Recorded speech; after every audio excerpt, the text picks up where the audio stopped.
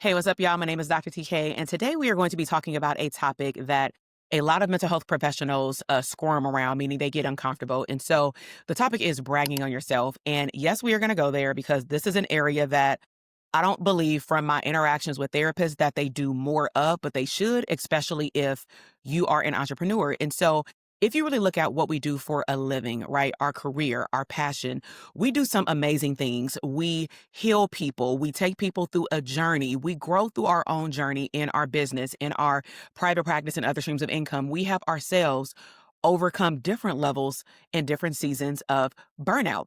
But when it comes to sharing our journey and what we learned during that journey and showing other people what's possible during that journey, when we start thinking about, oh, we should share it publicly, all of a sudden it's like, wait a minute, I don't want to be cocky. That's not too humble. And so today I am going to help you because we're going to flip the script. And you are going to learn how to brag on yourself without guilt. Okay. So think about it. If you do not share your story and how you have made it to the point where you are now and all of your successes, your ideal clients, the people who are looking up to you, for example, pre-licensed professionals, people who are interested in going into mental health, interested in having their own business, they won't even know that you've robbed them of sharing the transformation that is possible. And so if you are all for learning how to brag on yourself and not feel guilty after, then this is the episode for you. 'Cause I'm beautiful, yeah. When I run you, no question that this girl's hate me. 'Cause I'm beautiful. All right. So topic number one, because you know your girl likes to break things down like I'm teaching a class, right? And so number one is first, let's talk about why we should brag on ourselves. And so we were trained as helpers. We were not trained as promoters. We were not trained as social media gurus. When we went through grad school, we of course were exposed and learned, and it was pounded in our head, ethics, not Instagram captions. One of the things that I learned when I was first in grad school, specifically in my doctoral program, because I did the master's as well, is my professor during that time, she was alluding to what we would see in the media. Now, back then, Ron Artest, he used to play for the Lakers, and he had, an anger outburst situation like a couple of times. And he had no problem expressing, his advocacy for, mental health, especially within the NBA. They were talking about it more. It wasn't as mainstream as it is now, meaning more accepted. But at the end of the day, he went online on TV and said, "This is my therapist. Let's give it up for my therapist." And my professor was like, let's ring this in, because if you are in this field and you think that you're going to get kudos for the work that you do with somebody behind closed doors, you're in the wrong field. Meaning, if you live for clients bragging on you, then you're in the wrong field. And later on, because I get it, later on, I realized that we have to learn how to brag on ourselves, and it doesn't have to come from a icky, sticky way. So when you think about your story, your wins, your successes, and you decide to share them, you are actually giving yourself permission to share with others what is possible for them. And I really want you to think about that, because we are doing a disservice if we don't share with other people what is possible, especially those who are just entering into the field. Okay. So another example would be, when I first shared how I took, time away from my business, how I took a 2-week vacation away. I may have went to Hawaii, I went to Paris, I went on a cruise, or I just chilled at home with my family. And my business was still able to make money. I got DMs from therapists. I got, Voxers or the Telegram messages from my clients. And they were like, wait, wait, wait. Like, I can do that? I can take off? And I'm like, well, yeah, we teach systems. This is the whole purpose. But I realized as I started to share more and more about my personal lifestyle that I started to gain like a different level of attention in a very positive way. So this also goes to show that the stories that we play in our head are literally non-factual. Okay. And so those posts, because I was doing it a lot on social media and in my podcast, they didn't make me look braggy like I had played that narrative over in my head. Check this out. It actually made me look more relatable and inspirational, to the point that when I would have live calls, when we would have live events, I would say, hey, what's y'all wins? And people would tag me and say, I'm flying first class. I'm on vacation in Jamaica with my boo. You know what I'm saying? Like, I flew first class to your, live event. That was their own level of, this was something that I didn't think was possible for me, but you made it okay for me to accept that this is the type of lifestyle that I want and that I deserve. And it's okay to tell people that I've accomplished it. Number two is clearly the reframe. Okay, so I just gave you an example of how I reframed the braggadociousness in my head, and I just put it out there and realized that people saw it as inspirational. So you want to reframe bragging as advocating. Okay, so here's a mindset shift. Bragging is advocating for yourself, who you are becoming, who you are evolving to become. And again, it's also giving other people permission to see what's possible so that they can do it too. So you're advocating for what? Your expertise, your level of impact for your profession. Think about it. In our profession, it just shows us working. It doesn't show us actually living by the things that we teach or guide our clients down a certain path to understand. So we may tell our clients, like, self care, these kids in the house, and, the client is all anxious and frustrated if they can't take a bath without these kids knocking on the door. Well, guess what? That's something that we have to incorporate ourselves. If we've taught them how to take a break for themselves, are we taking a break for ourselves? And we actually got more of things to handle because we're holding on to literally people's skeletons.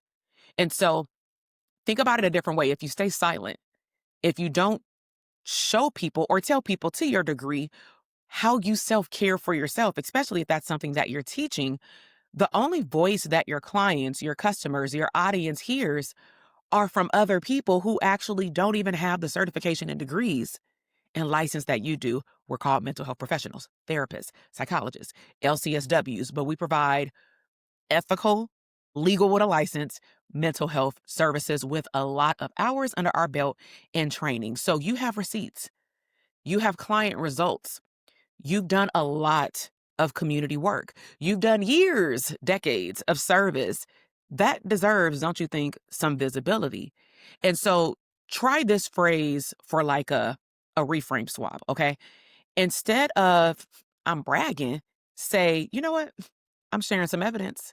I'm sharing some facts. Evidence that your method, your approach, your boundaries, your business, what you do with other people actually works. So if you like any of these, like, listen, I'm gonna brag on myself. Matter of fact, go over to the comment box and say, brag, meaning I'm gonna brag on myself. Okay. So number three, how to brag without feeling like icky sticky. Okay. So I'm gonna give you some different ways to do it. Instead of saying, I hit 10K this month, because I see that a lot on TikTok, like this is how much money I made, and that's fine, but I want you to be consistent with it. Don't just post it when you only made that 10K month. Okay.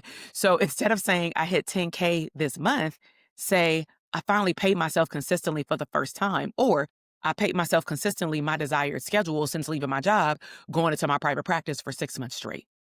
Right. And it felt peaceful. Now, to me, that's way bigger than a flex of I made 10K. Okay. Because it talks about the impact that you made while you were making the 10K. Okay. Also, something you can do with your language, especially online, is shift from me to we.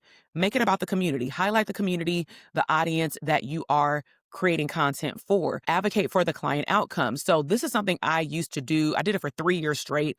And then a lot of stuff was going on in my business. So, I just took a break. But I really want to get back to it. But honestly, I infuse it now in my content versus waiting for the end of the year. I used to host these end of the year CE workshops under motivational interviewing. And it was really for intention setting for mental health providers to get CEs, yes, but also to set the intention for what they want to do in their business and their life for the upcoming year. Now, what I would do in the tail end, maybe the last 30 minutes, and I would tell them, if you want to hop off, that's fine. But I'm about to share with y'all some real numbers and I will pull up my real data. So if this is something that you're interested in me doing for 2025, just put data in the comment box. Just put the word data and I'll know that you're interested. And so I did it live stream and the data was showing my podcast, how many I published that year, right? And how I did it. So I just didn't put a number. I put like, okay, this is how I did it. And then I outlined how many people I impacted in individual and group mental health services. Those numbers were huge. And that's what made me realize, oh, this is way bigger than the number. right? I did break down all of my income streams and what I made from different income streams. And if something increased, why did it increase? What did I do to make it increase? I just released a podcast episode around me cutting back a lot. And so if you go back and watch one of those videos, if it's public at this point, I don't know. And then you compare it to now, it'll be a drastic difference because you're like, wow, she hit 400. Wow, she hit 1.8 million, and then it's like, wow, she hit like 300. But 300 was my desired goal. Some years, 200 is my desired goal. It just really depends on what I want to do in my life. That is what drives me to dictate how much I'm going to work in my business every single year. And that's the beauty part about designing your own schedule is that you get the flexibility to, change. I'm not letting go of team members because I choose to change my schedule. It's just that the way that I show up will be different. And maybe I will rely on my team a lot more in certain areas because I don't have the capacity to do it. So speak to your audience, share numbers like we helped 50 families this year access therapy. That's a flex. We help, 100 moms, become aware of what is really postpartum depression. Also, make gratitude your foundation. This was actually really big in those workshops. And so every brag can start with thankfulness. And this is how you reframe your mindset. So you can say, I am so grateful and thankful for, right? I'm celebrating a full caseload. I have aligned clients. My clients pay me my valued cash rate, and I am so grateful and thankful. A year ago, I was scared to niche down, but I trusted that the process worked. I invested in coaching and I let that person or that community hear me, see me, and help me.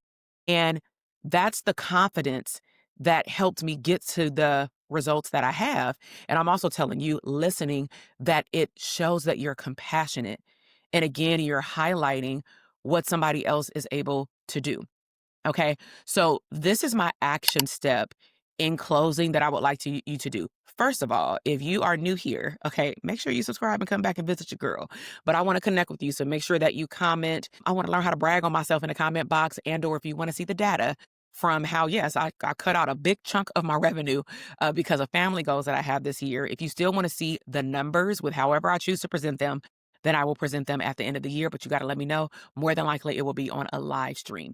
Now, if you are moving into 2026 and you want to build out a phenomenal relationship and connection with other women entrepreneurs that also happen to be in the service provider field, whether you are pre-licensed, licensed, or seasoned, I would highly encourage you check out the pinned comment and the description box because our In Her Collective is open. So this is an online community where we meet once at minimum a month. And I say minimum because depending on the time of year, I will drop in and say, you know what, we're going to have a pop up. We're going to do a book club. It's different things that we have planned for this community moving into 2026. You're also beyond the community going to be having challenges. Prime example, this topic came from the challenge that we actually had in the group.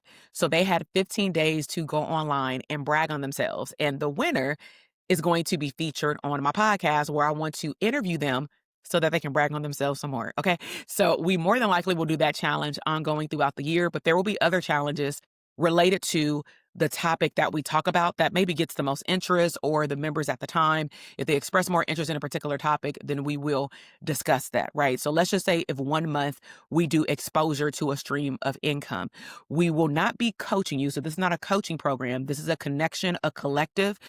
Think about it like your prerequisite before you go to your next level, right? So I did a lot of prerequisites where I did a whole program on just manifestation and mindset and just shifting the way that I thought to become a millionaire, right? And that was a journey. I realized that I seriously had a poverty mindset. I still made multiple six figures, but I definitely had a scarcity and a poverty mindset. Okay. And so we talk about mindset, we talk about wealth habits. We will be pulling in guest speakers to talk about holistic health, holistic care. We are focusing on you designing a life first business. Okay.